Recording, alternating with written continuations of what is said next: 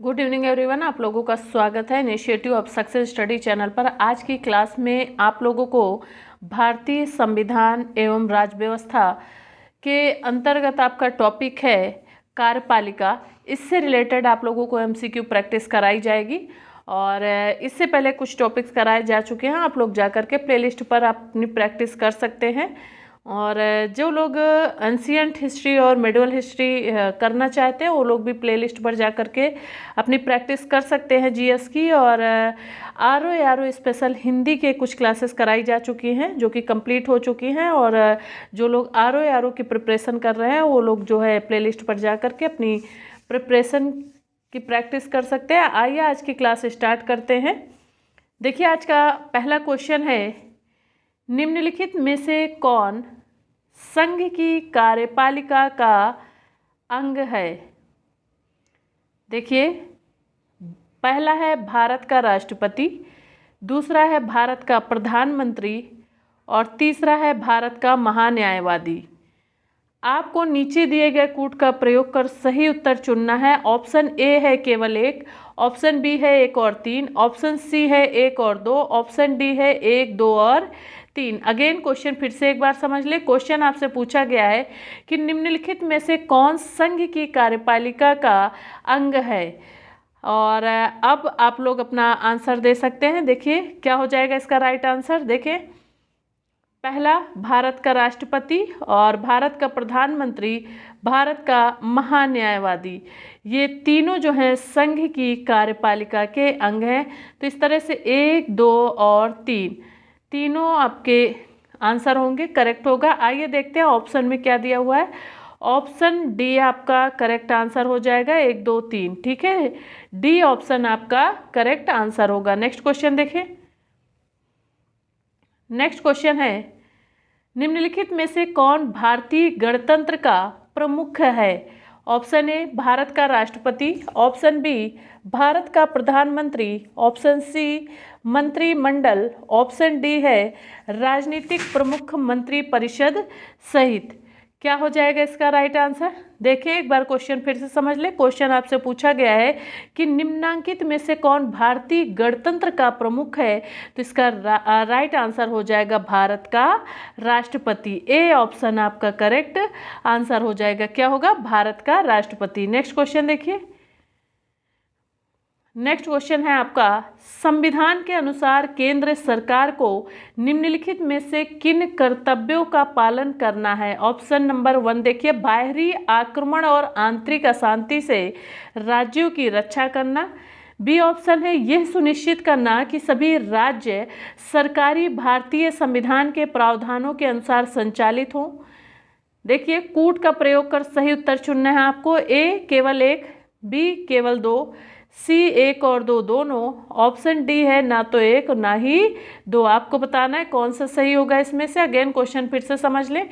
Question आपसे पूछा गया है कि संविधान के अनुसार केंद्र सरकार को निम्नलिखित में से किन कर्तव्यों का पालन करना है।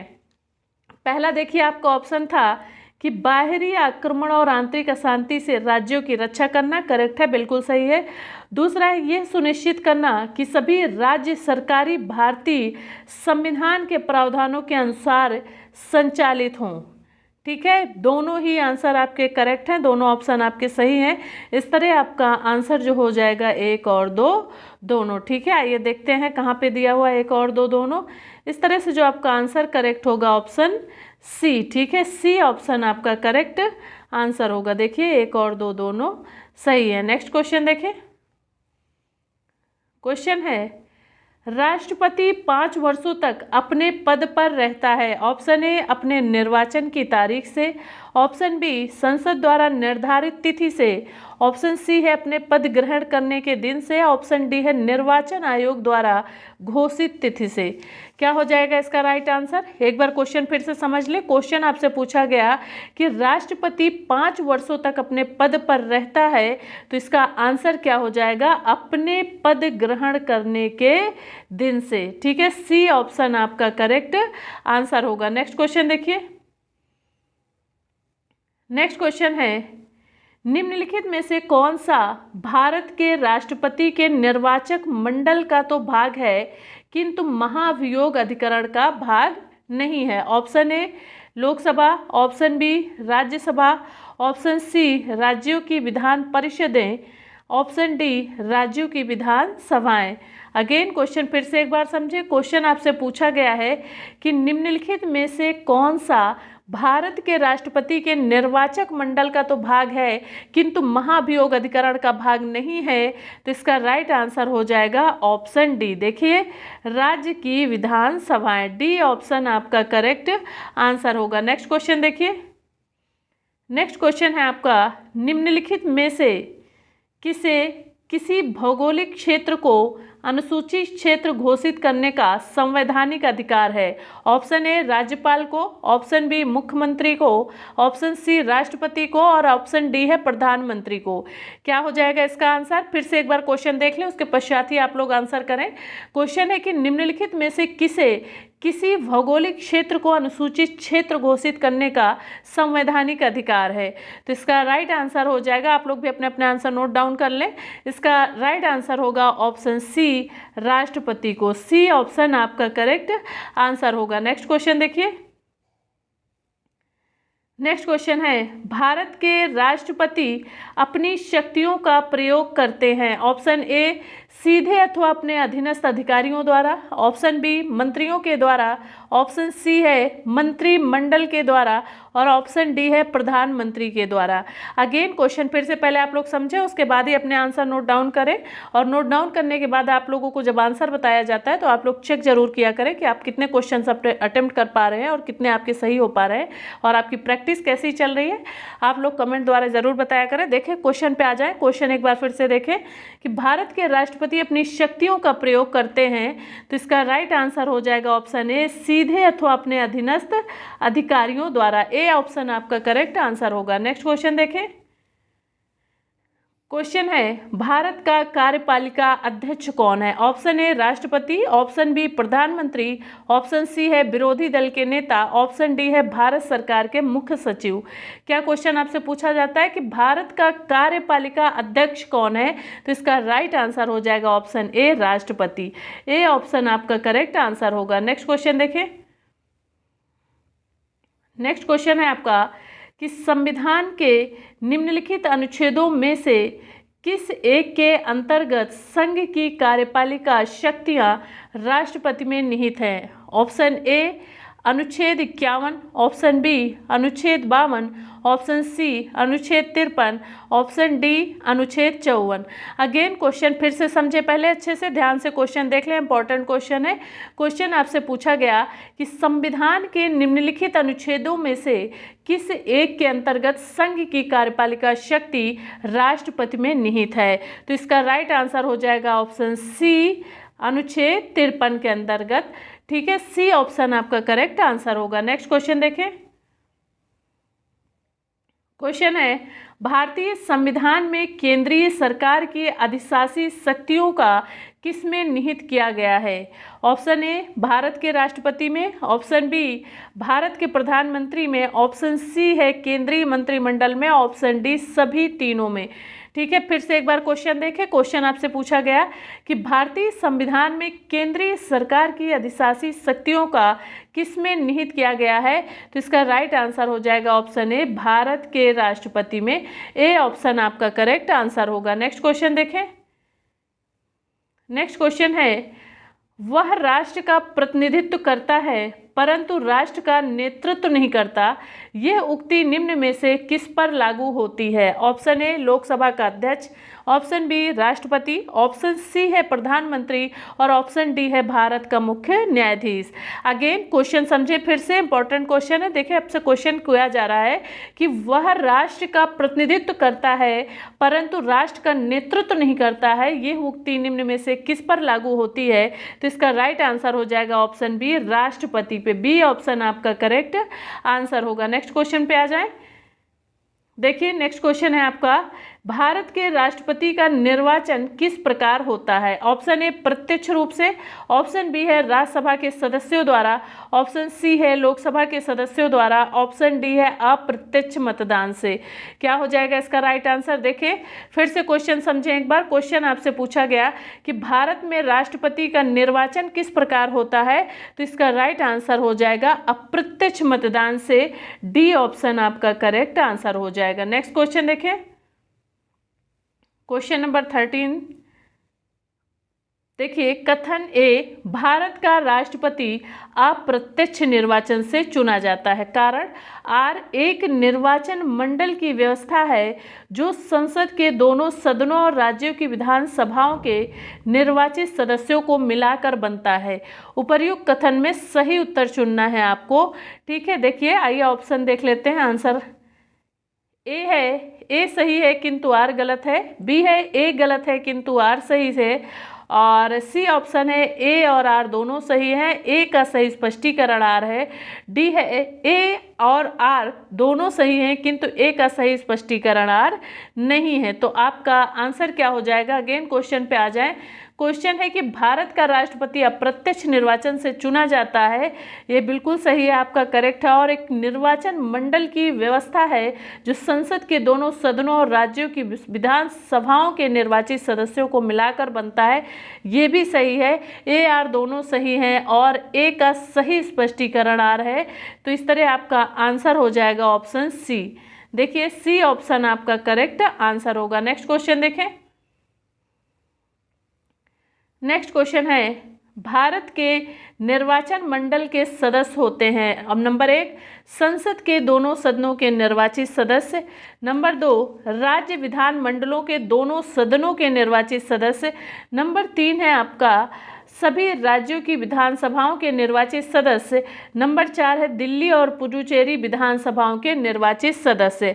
तो क्या हो जाएगा इसका राइट आंसर? देखिए आइए क्वेश्चन देख लें। पहला ऑप्शन है 1 2 3 सही है, बी है 1 3 सही है, सी है 1 2 4 सही है और डी है 1 3 4 सही है। तो क्या इसका राइट आंसर हो जाए? क्वेश्चन फिर से आके एक बार देखिए। क्वेश्चन आपसे पूछा गया है कि भारत के निर्वाचन मंडल के सदस्य होते हैं, तो इसमें क्या सही है? पहला देखें, संसद के दोनों सदनों के निर्वाचित सदस्य, पहला आपका सही है। देखिए दूसरा आपका सही नहीं है। आइए तीसरे पे आ जाइए। तीसरा है कि सभी राज्यों की विधानसभाओं के निर्वाचित सदस्य, ये भी आपका सही है। दिल्ली और पुडुचेरी विधानसभाओं के निर्वाचित सदस्य, ये भी सही है। तो इस तरह आपका आंसर बनेगा 1 3 और 4। देखिए 1 3 4 किस ऑप्शन में दिया हुआ है? 1 3 4। देखिए 1 3 4 आपके डी ऑप्शन में है और आपका डी करेक्ट आंसर होगा। नेक्स्ट क्वेश्चन देखें। क्वेश्चन है, भारतीय संविधान के 70वें संशोधन द्वारा भारत के राष्ट्रपति के चुनाव में जिन 2 केंद्र शासित प्रदेशों को भाग लेने का अधिकार दिया गया है वे हैं। ऑप्शन ए दिल्ली तथा चंडीगढ़, ऑप्शन बी दिल्ली तथा पुडुचेरी, ऑप्शन सी है दिल्ली और तथा दमन एवं दीव, ऑप्शन डी है चंडीगढ़ तथा पुडुचेरी। क्या हो जाएगा इसका राइट आंसर? क्वेश्चन फिर से एक बार समझ लें। क्वेश्चन आपसे पूछा गया कि भारतीय संविधान के 70वें संशोधन द्वारा भारत के राष्ट्रपति के चुनाव में जिन 2 केंद्र शासित प्रदेशों को भाग लेने का अधिकार दिया गया है वे हैं दिल्ली तथा पुडुचेरी। बी ऑप्शन आपका करेक्ट आंसर होगा। नेक्स्ट क्वेश्चन देखिए। क्वेश्चन है, भारत के राष्ट्रपति के चुनाव के लिए चुनाव मंडल के सदस्य होते हैं। और नंबर 1 लोकसभा के चुने हुए सदस्य, नंबर 2 है राज्यसभा के चुने हुए सदस्य, नंबर 3 है राज्य विधानसभा के चुने हुए सदस्य, नंबर 4 है राज्य विधान परिषद के चुने हुए सदस्य। ए ऑप्शन देखिए, अब इसमें आप आंसर देखें कौन सा सही होगा। पहला है कि लोकसभा के चुने सदस्य, ये करेक्ट है, बिल्कुल सही है। भारत में राष्ट्रपति के चुनाव के लिए चुनाव मंडल के सदस्य जो होते हैं वो लोकसभा के चुने हुए सदस्य होते हैं और राज्यसभा के चुने हुए सदस्य होते हैं। 1 2 सही है। तीसरा है राज्य विधानसभा के चुने हुए सदस्य, ये भी करेक्ट है। चौथा आपका करेक्ट नहीं है। इस तरह आपका आंसर जो होगा 1 2 और 3, ठीक है, 1 2 और 3 आपका आंसर होगा। आइए देखते हैं ऑप्शन में 1 2 3 कहाँ पे दिया हुआ है। ठीक है, सी ऑप्शन आपका करेक्ट आंसर होगा। देखिए 1 2 एवं 3। नेक्स्ट क्वेश्चन देखिए। नेक्स्ट क्वेश्चन है, निम्नलिखित में से कौन राष्ट्रपति के चुनाव के प्रकरण के लिए सही नहीं है? ए, पदस्थ राष्ट्रपति की पदावधि से पूर्व उत्तराधिकारी का चुनाव अवश्य हो जाना चाहिए। बी है, राष्ट्रपति अपना पदभार ग्रहण करने की तिथि से 5 वर्ष तक पद पर रहेंगे। ऑप्शन सी है, राष्ट्रपति का उत्तराधिकारी आने तक कार्यकाल की समाप्ति पर भी वह पद पर बना रहेगा। ऑप्शन डी है, निर्वाचक मंडल के अपूर्ण होने के आधार पर राष्ट्रपति का चुनाव स्थगित किया जा सकता है। क्या हो जाएगा इसका राइट आंसर? देखिए फिर से एक बार क्वेश्चन समझ लें। क्वेश्चन आपसे पूछा गया कि कौन राष्ट्रपति के चुनाव के प्रकरण के लिए सही नहीं है, तो डी ऑप्शन आपका सही नहीं है। देखिए डी ऑप्शन आपका करेक्ट आंसर होगा। नेक्स्ट क्वेश्चन देखें। क्वेश्चन है, राष्ट्रपति के निर्वाचन में राज्य का मुख्यमंत्री मतदान करने के लिए पात्र नहीं होता है यदि वह स्वयं प्रत्याशी होता है। ए, बी है, उसे राज्य विधानमंडल के निचले सदन में अपना बहुमत सिद्ध करना शेष हो। ऑप्शन सी है, वह राज्य विधानमंडल में उच्च सदन का सदस्य हो। और ऑप्शन नंबर डी है, वह राज्य विधानमंडल में निम्न सदन का सदस्य हो। क्या हो जाएगा इसका राइट आंसर? अगेन क्वेश्चन फिर से एक बार समझ लें। क्वेश्चन आपसे पूछा गया कि राष्ट्रपति के निर्वाचन में राज्य का मुख्यमंत्री मतदान करने के लिए पात्र नहीं होता यदि वह, आंसर देख लें क्या होगा, यदि वह, आंसर देखें ऑप्शन सी पे आ जाएं, वह राज्य विधानमंडल में उच्च सदन का सदस्य हो। सी ऑप्शन आपका करेक्ट आंसर होगा। नेक्स्ट क्वेश्चन देखिए। नेक्स्ट क्वेश्चन है, भारत के राष्ट्रपति के चुनाव में राज्य की विधानसभा के प्रत्येक निर्वाचित सदस्य के वोटों की संख्या उस राज्य की जनसंख्या के विधानसभा की कुल निर्वाचित सदस्य संख्या द्वारा विभाजित कर प्राप्त भागफल की 1000 के गुणकों के बराबर होती है। वर्तमान स्थिति 1997 में जनसंख्या से तात्पर्य किस वर्ष की जनगणना द्वारा यथा अब निश्चित जनसंख्या से है? ऑप्शन देखिए, ऑप्शन ए 1991 की जनगणना, ऑप्शन बी 1981 की जनगणना, ऑप्शन सी 1971 की जनगणना और ऑप्शन डी है 1961 की जनगणना। अगेन क्वेश्चन फिर से एक बार रिपीट करेंगे, पहले क्वेश्चन समझ लें अच्छे से, इंपॉर्टेंट क्वेश्चन है। क्वेश्चन है, भारत के राष्ट्रपति के चुनाव में राज्य की विधानसभा के प्रत्येक निर्वाचित सदस्य के वोटों की संख्या उस राज्य की जनसंख्या के विधानसभा की कुल निर्वाचित सदस्य संख्या द्वारा विभाजित कर प्राप्त भागफल की 1000 के गुणकों के बराबर होती है। वर्तमान स्थिति 1997 में जनसंख्या से तात्पर्य किस वर्ष की जनगणना द्वारा यथा अभिनिश्चित जनसंख्या से है? तो इसका राइट आंसर हो जाएगा, देखिए ऑप्शन सी पे आ जाइए, ऑप्शन सी आपका करेक्ट आंसर होगा 1971 की जनगणना। ठीक है, सी ऑप्शन आपका करेक्ट आंसर होगा। नेक्स्ट क्वेश्चन देखिए, क्वेश्चन नंबर 20 है, राष्ट्रपति के उम्मीदवार के लिए क्या आवश्यक नहीं है? ए, आयु 35 वर्ष हो, बी, पढ़ा लिखा हो, सी, सांसद चुने जाने की योग्यता रखता हो और ऑप्शन डी है देश का नागरिक हो। तो क्या आवश्यक नहीं है, इसका आंसर देना है आपको। राष्ट्रपति के उम्मीदवार के लिए क्या आवश्यक नहीं है, तो इसका राइट आंसर हो जाएगा ऑप्शन बी, पढ़ा लिखा होना आवश्यक नहीं है। देखिए बी ऑप्शन आपका करेक्ट आंसर होगा। नेक्स्ट क्वेश्चन देखिए। नेक्स्ट क्वेश्चन है, एक सांसद अथवा विधानसभा का सदस्य राष्ट्रपति निर्वाचित हो सकता है, परंतु ए, चुनाव लड़ने से पूर्व उसे अपनी सदस्यता से त्याग पत्र देना होगा, बी, अपने निर्वाचन से 6 माह के अंदर अपनी सदस्यता छोड़नी होगी, ऑप्शन सी है निर्वाचित होने के तुरंत उपरांत अपनी सदस्यता छोड़नी होगी, ऑप्शन डी, एक सांसद चुनाव लड़ सकता है परंतु विधानसभा का सदस्य नहीं। अगेन क्वेश्चन फिर से समझें। क्वेश्चन आपसे पूछा गया कि एक सांसद अथवा विधानसभा का सदस्य राष्ट्रपति निर्वाचित हो सकता है, परंतु आंसर इसका क्या हो जाएगा? सी ऑप्शन करेक्ट सही है। निर्वाचित होने के तुरंत उपरांत अपनी सदस्यता छोड़नी होगी, परंतु क्या करना होगा, निर्वाचित होने के तुरंत उपरांत अपनी सदस्यता छोड़नी होगी। सी ऑप्शन आपका करेक्ट आंसर होगा। नेक्स्ट क्वेश्चन देखें। क्वेश्चन है, भारतीय संविधान का कौन सा अनुच्छेद राष्ट्रपति के पद के लिए पुनः निर्वाचन की योग्यताएं निर्धारित करता है? ऑप्शन ए अनुच्छेद 52, ऑप्शन बी अनुच्छेद 54, ऑप्शन सी है अनुच्छेद 55, ऑप्शन डी है अनुच्छेद 57। अगेन क्वेश्चन फिर से एक बार देख लें। क्वेश्चन आपसे पूछा गया, भारतीय संविधान का कौन सा अनुच्छेद राष्ट्रपति के पद के लिए पुनः निर्वाचन की योग्यताएं निर्धारित करता है? तो इसका राइट आंसर हो जाएगा ऑप्शन डी। देखिए आर्टिकल 57 आपका करेक्ट आंसर होगा और ऑप्शन डी आपका आंसर होगा। नेक्स्ट क्वेश्चन देखिए। क्वेश्चन है, अगर भारत के राष्ट्रपति के चुनाव में कोई विवाद है तो उस विवाद को सौंपा जा सकता है? ऑप्शन ए भारत के महाधिवक्ता को, ऑप्शन बी संसद को, ऑप्शन सी भारत के सर्वोच्च न्यायालय को, ऑप्शन डी इसमें से कोई भी नहीं।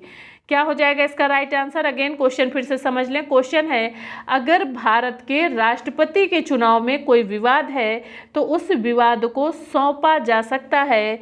इसका राइट आंसर हो जाएगा ऑप्शन सी भारत के सर्वोच्च न्यायालय को। सी ऑप्शन आपका करेक्ट आंसर हो जाएगा। किसे सौंपा जा सकता है? भारत के सर्वोच्च न्यायालय को। नेक्स्ट क्वेश्चन देखिए। क्वेश्चन है, भारत के राष्ट्रपति अपना त्यागपत्र किसको संबोधित करके देते हैं? Option A Lok Sabha speaker, option B उपराष्ट्रपति, सी है प्रधानमंत्री, डी है सर्वोच्च न्यायालय के मुख्य न्यायाधीश। क्या हो जाएगा इसका राइट आंसर? अगेन क्वेश्चन समझे पहले। क्वेश्चन आपसे पूछा गया कि भारत के राष्ट्रपति अपना त्यागपत्र किसको संबोधित करते हुए देते हैं? तो इसका राइट आंसर हो जाएगा ऑप्शन बी उपराष्ट्रपति को। नेक्स्ट क्वेश्चन देखिए। नेक्स्ट क्वेश्चन है, भारत के राष्ट्रपति को उसके पद से हटाया जा सकता है? ऑप्शन ए भारत के प्रधानमंत्री द्वारा, ऑप्शन बी लोकसभा के द्वारा, ऑप्शन सी है भारत के मुख्य न्यायाधीश द्वारा, ऑप्शन डी है संसद द्वारा। अगेन फिर से एक बार क्वेश्चन देखें। क्वेश्चन आपसे किया गया है कि भारत के राष्ट्रपति को उसके पद से हटाया जा सकता है। ऑप्शन डी करेक्ट आंसर होगा, संसद द्वारा। डी ऑप्शन आपका करेक्ट आंसर है। नेक्स्ट क्वेश्चन देखिए। क्वेश्चन है, भारतीय संविधान के किस अनुच्छेद के तहत राष्ट्रपति पर महाभियोग चलाया जा सकता है? ऑप्शन ए अनुच्छेद 356 के द्वारा, ऑप्शन बी अनुच्छेद 75 के द्वारा, ऑप्शन सी अनुच्छेद 76 के द्वारा, ऑप्शन डी अनुच्छेद 61 के द्वारा। क्या हो जाएगा इसका राइट आंसर? अगेन क्वेश्चन फिर से देख लें। क्वेश्चन आपसे पूछा गया है कि भारतीय संविधान के किस अनुच्छेद के तहत राष्ट्रपति पर महाभियोग चलाया जा सकता है? तो इसका राइट आंसर हो जाएगा अनुच्छेद, देखिए अनुच्छेद 61 के द्वारा। डी ऑप्शन आपका करेक्ट आंसर होगा। क्या होगा राइट आंसर? ऑप्शन डी आपका करेक्ट आंसर है, अनुच्छेद 61। ठीक है, नेक्स्ट क्वेश्चन देखिए। क्वेश्चन है, भारत के राष्ट्रपति को कार्य अवधि की समाप्ति से पूर्व भी पद से हटाया जा सकता है? ए सत्ताधारी राजनीतिक दल द्वारा, बी प्रधानमंत्री द्वारा, सी महाभियोग द्वारा, डी न्यायालय में ट्रायल द्वारा।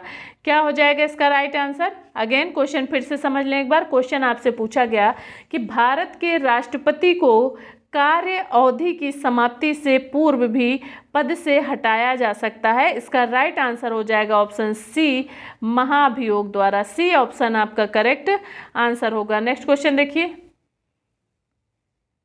क्वेश्चन है, राष्ट्रपति पर महाभियोग का आरोप संसद के किस सदन द्वारा लगाया जा सकता है? ए लोकसभा, बी राज्यसभा, सी संसद के किसी भी सदन द्वारा, डी उपर्युक्त में से किसी के द्वारा नहीं। फिर से एक बार क्वेश्चन समझ लें। क्वेश्चन आपसे पूछा गया कि राष्ट्रपति पर महाभियोग का आरोप संसद के किस सदन द्वारा लगाया जा सकता है? इसका राइट आंसर हो जाएगा ऑप्शन सी संसद के किसी भी सदन द्वारा।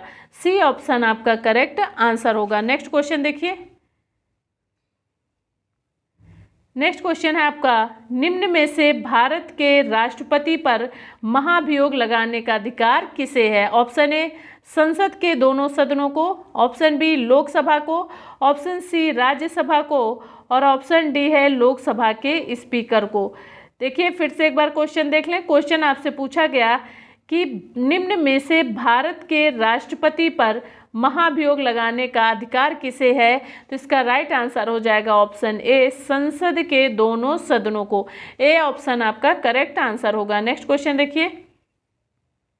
क्वेश्चन है, भारत के राष्ट्रपति पर महाभियोग चलाने के लिए कम से कम कितने दिन पूर्व की सूचना आवश्यक है? ए 7 दिन, बी 14 दिन, सी 21 दिन, डी 30 दिन। अगेन फिर से एक बार क्वेश्चन समझ लें। क्वेश्चन आपसे पूछा गया कि भारत के राष्ट्रपति पर महाभियोग चलाने के लिए कम से कम कितने दिन पूर्व की सूचना आवश्यक है? तो इसका राइट आंसर हो जाएगा ऑप्शन बी 14 दिन पूर्व की सूचना आवश्यक है। नेक्स्ट क्वेश्चन देखिए।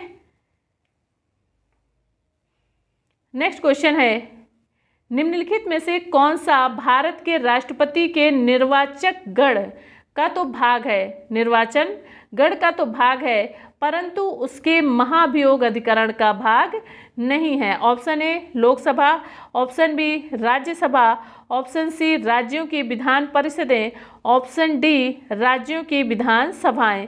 अगेन फिर से एक बार क्वेश्चन समझ लें। क्वेश्चन आपसे पूछा गया निम्नलिखित में से कौन सा भारत के राष्ट्रपति के निर्वाचन गण का तो भाग है परंतु उसके महाभियोग अधिकरण का भाग नहीं है? तो इसका राइट आंसर हो जाएगा ऑप्शन डी राज्यों की विधान सभाएं। डी ऑप्शन आपका करेक्ट आंसर होगा। नेक्स्ट क्वेश्चन देखिए। क्वेश्चन है, भारत के राष्ट्रपति के महाभियोग की प्रक्रिया है? ऑप्शन ए अर्ध न्यायिक प्रक्रिया, ऑप्शन बी कार्यपालिका प्रक्रिया, ऑप्शन सी न्यायिक प्रक्रिया, ऑप्शन डी विधायी प्रक्रिया। फिर से क्वेश्चन समझे। क्वेश्चन आपसे पूछा गया कि भारत के राष्ट्रपति के महाभियोग की प्रक्रिया है। ऑप्शन ए आपका करेक्ट आंसर होगा अर्ध न्यायिक प्रक्रिया। ए ऑप्शन आपका आंसर है। नेक्स्ट क्वेश्चन देखिए। नेक्स्ट क्वेश्चन है, राष्ट्रपति का रिक्त स्थान भर लिया जाना चाहिए? ए 90 दिनों में, बी 6 माह में, सी 9 माह में, डी 1 वर्ष में। अगेन क्वेश्चन फिर से देखिए। क्वेश्चन आपसे पूछा गया कि राष्ट्रपति का रिक्त स्थान भर लिया जाना चाहिए तो इसका राइट आंसर हो जाएगा 6 माह में। बी ऑप्शन आपका करेक्ट आंसर है। नेक्स्ट क्वेश्चन देखिए। क्वेश्चन है, यदि मृत्यु, त्यागपत्र अथवा हटाए जाने की स्थिति में भारत के राष्ट्रपति का पद रिक्त हो जाए तो उस पद का कार्यभार कौन संभालेगा? ऑप्शन ए प्रधानमंत्री, ऑप्शन बी सुप्रीम कोर्ट का मुख्य न्यायाधीश, ऑप्शन सी है उपराष्ट्रपति, ऑप्शन डी है उपरोक्त में से कोई नहीं। अगेन फिर से एक बार क्वेश्चन समझ लें। क्वेश्चन आपसे पूछा गया कि यदि मृत्यु, त्यागपत्र अथवा हटाए जाने की स्थिति में भारत के राष्ट्रपति का पद रिक्त हो जाए तो उस पद का कार्यभार कौन संभालेगा? तो इसका राइट आंसर हो जाएगा ऑप्शन सी उपराष्ट्रपति। सी ऑप्शन आपका करेक्ट आंसर होगा। नेक्स्ट क्वेश्चन देखिए। क्वेश्चन है, यदि भारत के राष्ट्रपति का पद रिक्त हो जाए और कोई उपराष्ट्रपति भी ना हो तब निम्न में से कौन कार्यवाहक राष्ट्रपति होगा? ऑप्शन ए राज्यसभा का उपसभापति, ऑप्शन बी भारत का महान्यायवादी, ऑप्शन सी लोकसभा का अध्यक्ष, ऑप्शन डी सर्वोच्च न्यायालय का मुख्य न्यायाधीश। अगेन फिर से क्वेश्चन समझें उसके पश्चात ही आंसर करें। क्वेश्चन आपसे पूछा गया कि यदि भारत के राष्ट्रपति का पद रिक्त हो जाए और कोई उपराष्ट्रपति भी ना हो तब निम्न में से कौन कार्यवाहक राष्ट्रपति होगा? तो इसका राइट आंसर हो जाएगा ऑप्शन डी सर्वोच्च न्यायालय का मुख्य न्यायाधीश। डी ऑप्शन आपका करेक्ट आंसर होगा। नेक्स्ट क्वेश्चन देखिए। क्वेश्चन है, भारतीय संविधान के निम्नलिखित में से किस एक संशोधन द्वारा राष्ट्रपति को कोई भी मामला मंत्रिपरिषद द्वारा पुनर्विचार किए जाने के लिए वापस भेजने का अधिकार दिया गया है? ऑप्शन ए 39वें, ऑप्शन बी 40वें, ऑप्शन सी 42वें, ऑप्शन डी 44वें। अगेन क्वेश्चन फिर से एक बार समझ लें। क्वेश्चन आपसे पूछा गया कि भारतीय संविधान के निम्नलिखित में से किस एक संशोधन द्वारा राष्ट्रपति को कोई भी मामला मंत्रिपरिषद द्वारा पुनर्विचार किए जाने के लिए वापस भेजने का अधिकार दिया गया है? तो ये 44वें संशोधन द्वारा दिया गया है। देखिए 44वां संशोधन, ऑप्शन डी आपका करेक्ट आंसर होगा। नेक्स्ट क्वेश्चन देखिए।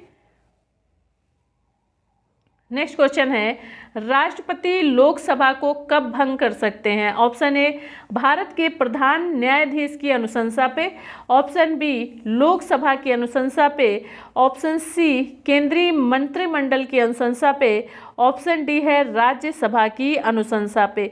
अगेन क्वेश्चन फिर से समझ लें। क्वेश्चन आपसे पूछा गया कि राष्ट्रपति लोकसभा को कब भंग कर सकते हैं? तो इसका राइट आंसर हो जाएगा केंद्रीय मंत्रिमंडल की अनुशंसा पे। सी ऑप्शन आपका करेक्ट आंसर होगा। नेक्स्ट क्वेश्चन देखिए।